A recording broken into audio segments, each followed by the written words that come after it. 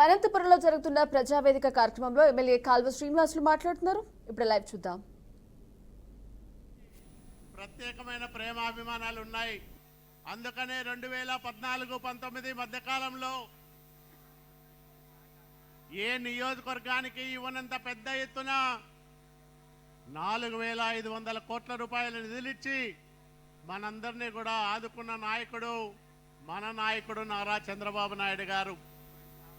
మళ్ళా 5 సంవత్సరాల దుష్టపాలన తర్వాత ఒక మంచి నాయకుడు, దేశం మెచ్చే నాయకుడు ఈ రాష్ట్రానికి ముఖ్యమంత్రి అయ్యారు.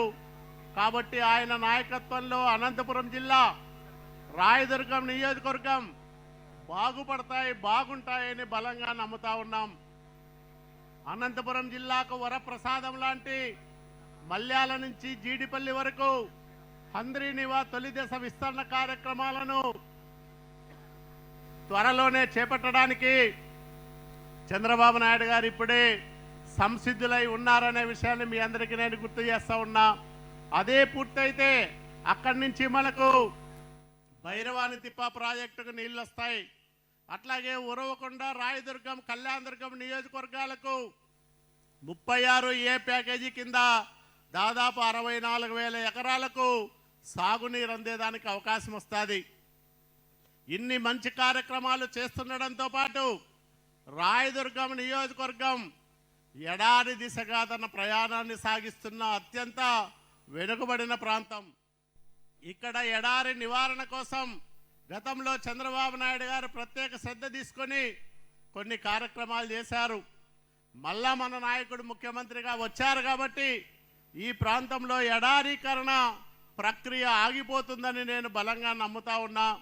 ఇవే కాకుండా మా నేమకల్లకు వచ్చారు సార్.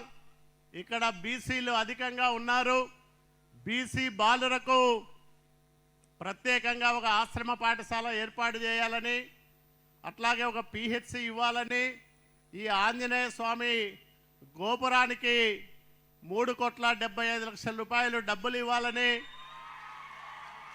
ఈ గ్రామంలో సిమెంట్ రోడ్లు, డ్రైన్లు అన్నీ పూర్తి చేయడానికి దాదాపు 5 కోట్ల రూపాయల నిధులు ఇవ్వాలని, మీకోసం మీరు బాగుండడం కోసం నేను మరి దైవ సమానులైన చంద్రబాబు నాయుడు గారికి విజ్ఞప్తి చేస్తూ, ఎందుకంటే సారు మీతో మాట్లాడడానికే ఇక్కడికి వచ్చారంత దూరం నుంచి, కాబట్టి మీరు సారు మాట్లాడితే బాగుంటుంది.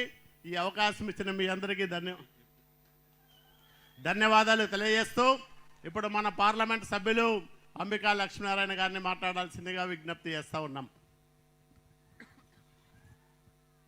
గౌరవనీయులు పూజ్యులు, మన రాష్ట్ర ప్రగతికి దిశానిర్దేశం ఇచ్చేటువంటి వ్యక్తిగా, మన అందరి అభిమాన నాయకుడిగా ఉన్నటువంటి ముఖ్యమంత్రి శ్రీ నారా చంద్రబాబు నాయుడు గారికి, రెవెన్యూ శాఖ మంత్రులు పయ్యావుల కేశవ్ గారికి, స్థానిక శాసనసభ్యులు కాలువ శ్రీనివాసులు గారికి, జిల్లా కలెక్టర్ గారికి, కార్యక్రమంలో పాల్పంచుకున్నటువంటి అధికారులకు, సోదర సోదరిమణులు, పాత్రికేయ మిత్రులందరూ కూడా పేరు పేరున హృదయపూర్వక నమస్కారాలు తెలియజేసుకుంటున్నాను.